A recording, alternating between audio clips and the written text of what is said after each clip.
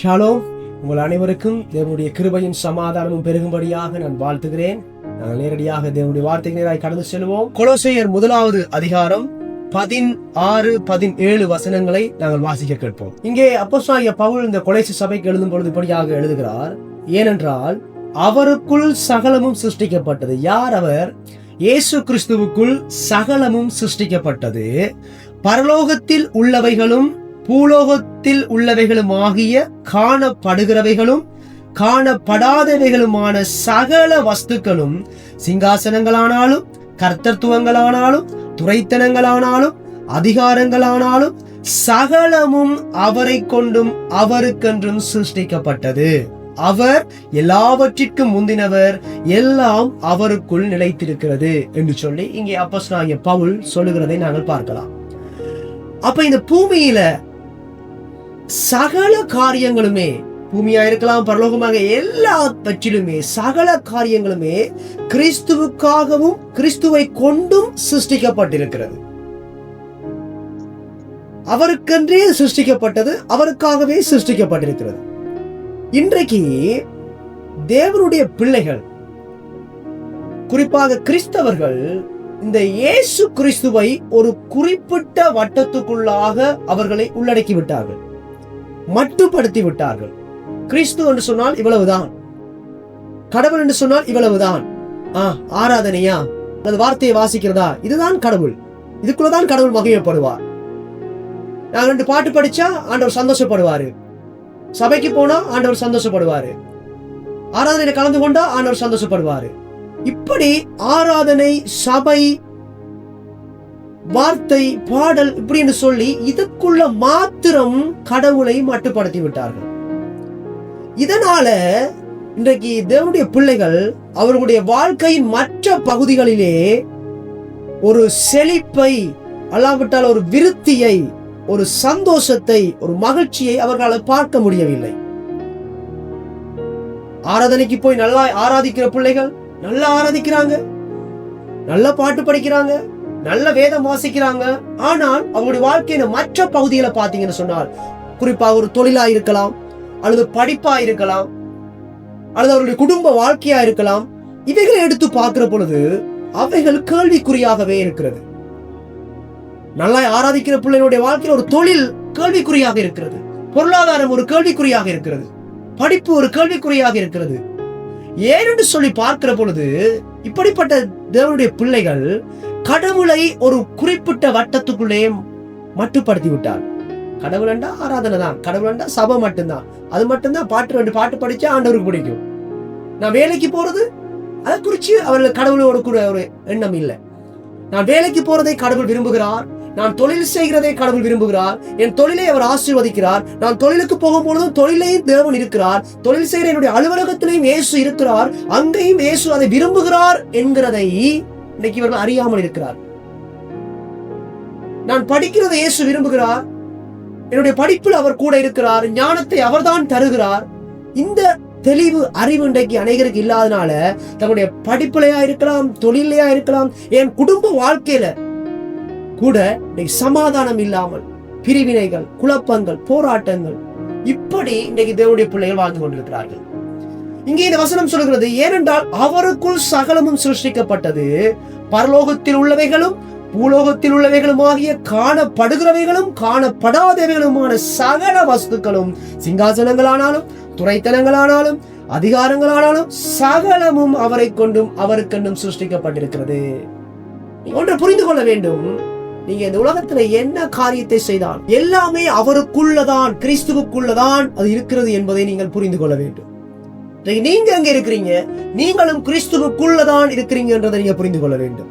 ஒரு வசனத்தை நாங்கள் வாசிப்போம். யோவான் 14வது அதிகாரம் 20வது வசனத்தை ஒருவர் வாசிங்கள் பார்க்கலாம்.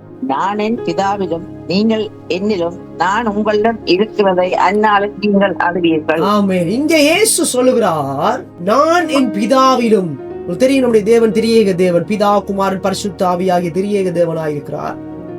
இங்கே நம்முடைய குமாரனாகிய கிறிஸ்து இயேசு சொல்லுகிறார், பிதா, நான் பிதாவிலும் நீங்கள் என்னிலும், நீங்க எல்லாரும் என்னிலும், கிறிஸ்துவுக்குள்ள நான் உங்களிலும் இருக்கிறதை அந்நாளில் நீங்கள் அறிந்து கொள்வீர்கள். நீங்க கிறிஸ்துவுக்குள்ள இருக்கிறீங்க. கிறிஸ்து பிதாவுக்குள்ள இருக்கிறாரு, கிறிஸ்து உங்களுக்குள்ள இருக்கிறாரு.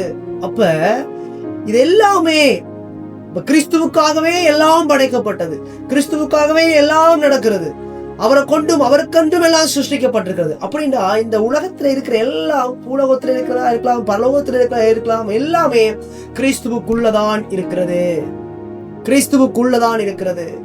ஆகவே நீங்கள் புரிந்து கொள்ள வேண்டும், எல்லாமே உலகத்துல எல்லாமே கிறிஸ்துவுக்குள்ளதான் இருக்கிறது. ஆகவே நீங்கள் ஒரு தொழில் செய்றீங்களா, நீங்க தொழில் உலகத்துல போய் தொழில் உழைக்கிறீங்களா, நல்லா, அது தேவனுடைய சித்தம், தேவனுடைய பிரியம், தேவனுக்கு பிரியம். அதை நீங்க புரிஞ்சு கொள்ளுகிற பொழுதுதான் நீங்க அந்த தொழில ஒரு ஆசீர்வாதத்தை நீங்க பார்ப்பீங்க, தொழில ஒரு விருத்தியை பார்ப்பீங்க, உங்களுடைய பொருளாதாரத்துல ஒரு நன்மையை பார்ப்பீங்க. அதே போல படிப்பு, பிள்ளைகளுக்கு நான் சொல்றேன், பிள்ளைகள் புரிஞ்சு கொள்ளணும், நான் படிக்கிறது தேவனுடைய சித்தம். வேதம் சொல்லுகிறது, உங்களில் ஒருவன் ஞானத்தில் குறைவுள்ளவனாய் இருந்தால் யாவருக்கும் சம்பூர்ணமாய் கொடுக்கிறவரும் ஒருவரையும் கடிந்து கொள்ளாதவருமாகிய தேவனிடத்தில் கேட்க கடவன். ஏன்? அந்த ஞானத்தை தேவன் தான் கொடுக்கிறார். அப்ப தேவன்கிட்ட நீங்க கேட்கிற பொழுது அவர் அந்த ஞானத்தை கொடுக்கிறார். அதே போல தொழில், ஒரு வசனத்தை நீங்க வாசிங்க பார்க்கலாம். உபாகமம் 8வது அதிகாரம் 18வது வசனத்தை வாசிங்க பார்க்கலாம். உன் தேவனாகிய கர்த்தரை நினைப்பாயாக, அவரே உன் பிதாக்களுக்கு ஆணையிட்டு கொடுத்த தம்முடைய உடன்படிக்கையை உறுதிப்படுத்தும்படி இந்நாளில் உனக்கு உண்டாயிருக்கிறது போல ஐஸ்வர்யத்தை சம்பாதித்துக்கான வேலனை உனக்கு கொடுக்கிறவர். ஆமே, விசுவாசிச்சு ஆமே சொல்லுங்க. இந்த வசனம் சொல்லுங்க பாருங்க, உங்களுக்கு ஐஸ்வர்யத்தை சம்பாதிக்கிறதுக்கான வேலனை உனக்கு கொடுக்கிறவரா. அப்ப ஒரு மனுஷன் ஐஸ்வர்யமானாய் மாறுவதுன்னு சொன்னால் அது யாரால? கடவுளால. அதுக்குரிய பலனை யார் கொடுக்கிறது? தேவன் கொடுக்கிறார். நீங்கள் ஐஸ்வர்யமானாய் மாற வேண்டும் என்பது அவருடைய சித்தம். அப்ப ஐஸ்வர்யத்தை சம்பாதிக்கிறதுக்கான பலனை என்ன செய்யறார்? தேவன் கொடுக்கிறார், தேவன் கொடுக்கிறார். இன்றைக்கு இந்த கிறிஸ்தவ உலகம் எப்படி பார்க்கிறது? இன்றைக்கு இந்த செய்தியை கேட்டுக்கொண்டு நீங்கள் எப்படி பாக்குறீங்க? ஒரு ஐஸ்வர்யமானை பார்க்கும் பொழுது நீங்கள் எப்படி பாக்குறீங்க? சிந்தித்து பாருங்க. ஏதோ வேலை என்றது, வேலையை குறித்து கடவுளுக்கு தெரியாது, தொழிலை குறித்து கடவுளுக்கு எதுவுமே தெரியாது, இப்படிதான் இன்னைக்கு ஒரு சில கூட்டம் நினைத்துக் கொண்டிருக்கிறார்கள்.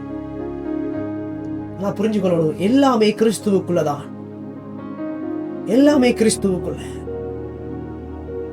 அன்றைக்கு பேதுரு தன்னுடைய தொழிலை தோற்று போனவனாய் வந்து நிற்கிறான், இரவு முழுவதும் பிரயாசப்படுகிறான், ஒன்றுமே அகப்படவில்லை. அந்த சந்தர்ப்பத்தில் இயேசு அவனுக்கு ஒரு ஆலோசனை சொல்லுகிறார். இயேசு அவனுக்கு ஆலோசனை சொல்லுகிறார், நீ இப்போ இந்த கடலின் ஆழத்திலே போய் வலையை போடு என்று சொல்லுகிறார். நீங்க பாத்தீங்கன்னா அந்த இடத்துல இயேசு ஒரு மீனவனா? இல்ல, இயேசு ஒரு மீனவன் அல்ல. ஆனால் பேதுரு மீனவன். அவனுக்கு தொழில், கடலை குறித்து, கடல்ல குறித்து, மீனை குறித்து சகல அறிவும் இருக்கிறது. ஆனால் அவனால முடியாத ஒன்றை இயேசு சொல்லுகிறார், நீ போய் இப்படி ஆழத்துல வலைய போடு. அதன்படியே அவன் செய்கிறான். அங்கே திரளான மீன்களை பிடிக்கிறான். சிந்தித்து பாருங்க, இயேசுவுக்கு தொழிலை குறித்து அறிவு இருக்குதா? அனைத்து நினைக்கிறாங்க இயேசுவுக்கு தொழிலை பத்தி தெரியாது. அவருக்கு ஆராதனை, பாட்டு, ஜெபம், விண்ணப்பம், வார்த்தை, இதுதான் ஆண்டவருக்கு பிரியம். அதனால அந்த பகுதியில அவங்க நல்லா இருக்கிறாங்க. ஆராதனை எல்லாம் ஆராதிக்கிறாங்க, ஆவியில் நிறைஞ்சு ஆராதிக்கிறாங்க, அந்நிய பாஷை பேசுறாங்க, வேதம் வாசிக்கிறாங்க, அந்த பகுதி நல்லா இருக்கு. ஆனால் அவருடைய குடும்ப வாழ்க்கையை எடுத்து பார்க்கிற பொழுது, அவருடைய படிப்பை எடுத்து பார்க்கிற பொழுது சிந்தித்து பாருங்க, படிப்பு எப்படி இருக்கிறது, உங்களுடைய தொழில் பகுதி, உங்களுடைய பொருளாதாரம் எப்படி இருக்கிறது. நான் ஏன் சொல்கிறேன்னு சொன்னால், உங்களுடைய எல்லா பகுதிகளிலுமே தேவனை நீங்கள் அனுமதிப்பீங்கன்னு சொன்னா, தேவனை அங்க கூப்பிடுவீங்கன்னு சொன்னா, அவர் அங்கே கடந்து வருவார், அவர் அங்கே கடந்து வருவார். அன்றைக்கு தொழில் செய்கிற இடத்துக்கு, பேதுரு தொழில் செய்கிற இடத்துக்கு இயேசு போனார், போய் அவனுடைய தொழிலை அங்கே ஆசீர்வதிக்கிறார். நான் சொல்றேன், இன்றைக்கு உங்களுடைய தொழில தோல்வியோடு இருக்கிறீங்களா? தொழில வருமானங்களை பெற்றுக்கொள்ள முடியாமல், அதிக வருமானங்களை ஈட்டிக்கொள்ள முடியாமல் இருக்கிறீங்களா? அந்த உங்களுடைய தொழில் இடத்துக்கு உங்களுடைய தேவனை கூப்பிடுங்க, அவர் வருவார், அவர் வருவார்.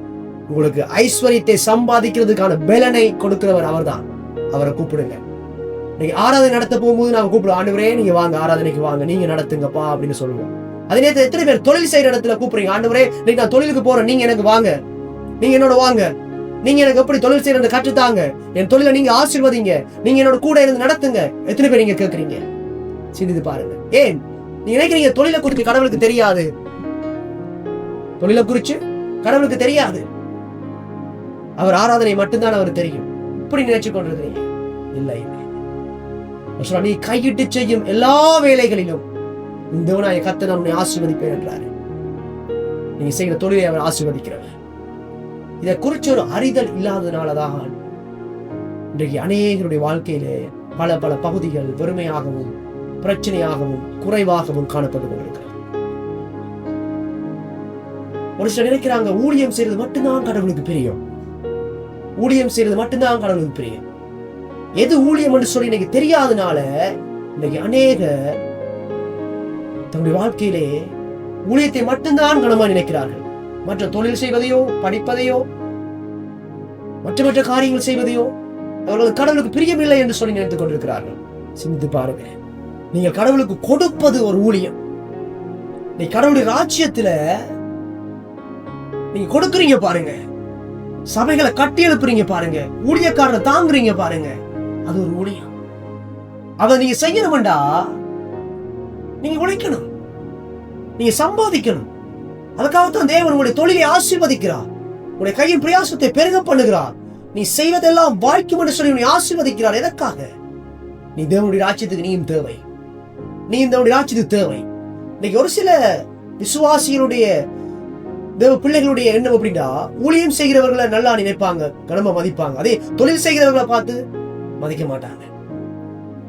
சிந்தித்து பாருங்க, இவர் இன்னொரு தொழில் ஓடி போறார், இவர் உழைப்பன் ஓடி போறார், ஒரே உழைக்கிறார்.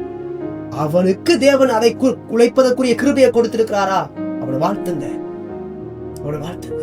அவனும் தேவராஜ்யத்துக்கு தேவை, ஊழியம் செய்கிற ஒரு ஊழியனும் தேவராஜ்யத்துக்கு தேவை. எப்படி நீங்கள் ஊழியம் செய்கிற ஒரு நபரை மதிக்கிறீங்களோ, எப்படி ஊழியம் செய்கிற ஒரு நபரை கனம் பண்ணுகிறீங்களோ, அதே போல தொழில் செய்கிற ஒரு நபரையும் கனம் பண்ணுங்க. நீங்க உங்களால முடிஞ்சத ஊழியத்தினால தேவனை கனம் பண்றீங்க, அவன் தன்னுடைய தொழிலால உழைச்சு தன்னுடைய தேவனை கொடுக்கிறதுனால அவன் தேவனை கனம் பண்ணுகிறான்.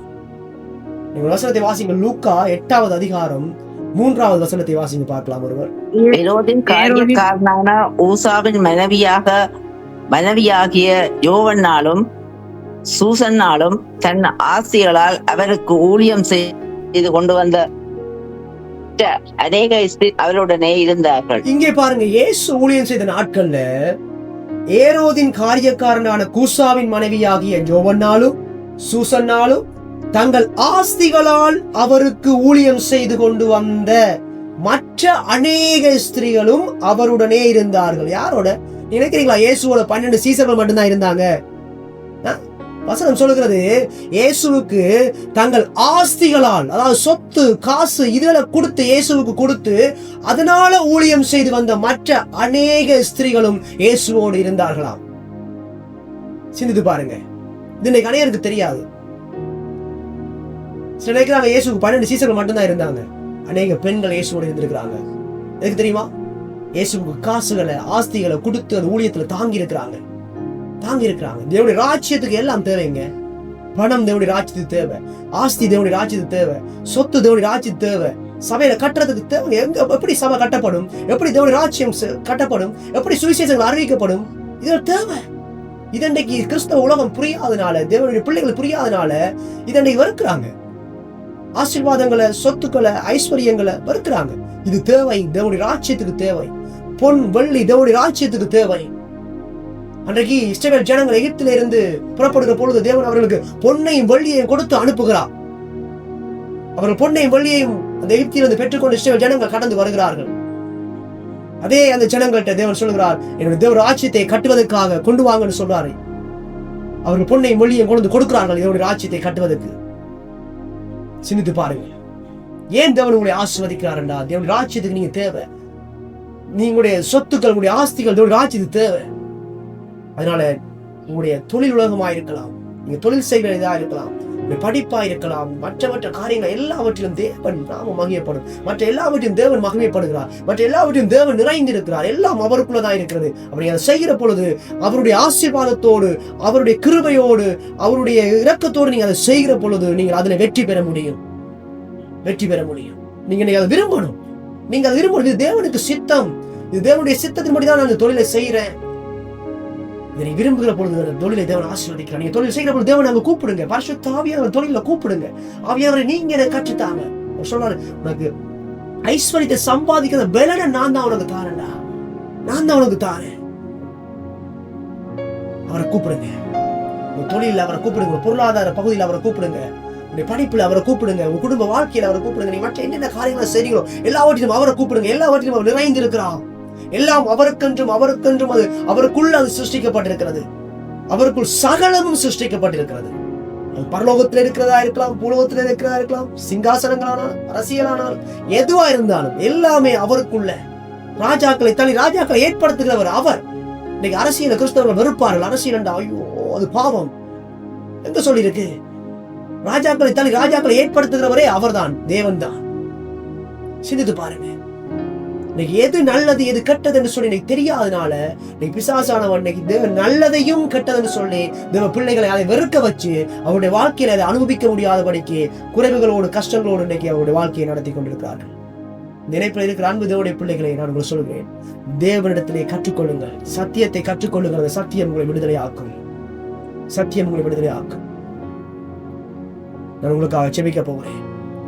இந்த தொழில் செய்கிறவர்களுக்காக நான் செபிக்க போகிறேன். உங்களுடைய தொழில்கள் ஆசீர்வதிக்கப்பட போகிறது. இந்த செய்தியை நீங்க விசுவாசிப்பீங்கன்னு சொன்னால், நான் செய்கிற தொழிலை தேவன் ஆசீர்வதிப்பார் என்றதை நீங்க விசுவாசிப்பீங்கன்னு சொன்னால், ஐஸ்வர்யத்தை சம்பாதிக்கிறதுக்கான பலனை எனக்கு தேவன் தான் தருகிறார் என்று நீங்க விசுவாசிப்பீங்கன்னு சொன்னால், நான் சொல்றேன், இந்த செய்தியை கேட்டு பிறகு உங்களுடைய வாழ்க்கையில பெரிய மாற்றத்தை நீங்க பார்க்க போறீங்க.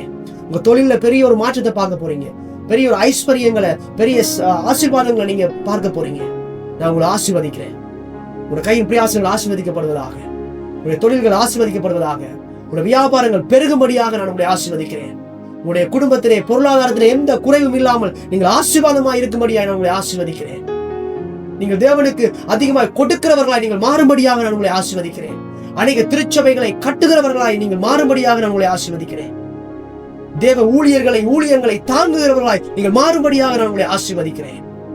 உங்களுடைய படகு நிரம்பி வழியத்தக்கதாக, உங்களுடைய வலை கிழிந்து போகத்தக்கதாக பேதுரு பிடித்தான். அதே போல நீங்கள் மிகுதியான காரியங்கள் எடுக்கும்படியான காரியத்தை உங்களை ஆசீர்வதிக்கும்படியாக நான் உங்களை ஆசீர்வதிக்கிறேன்.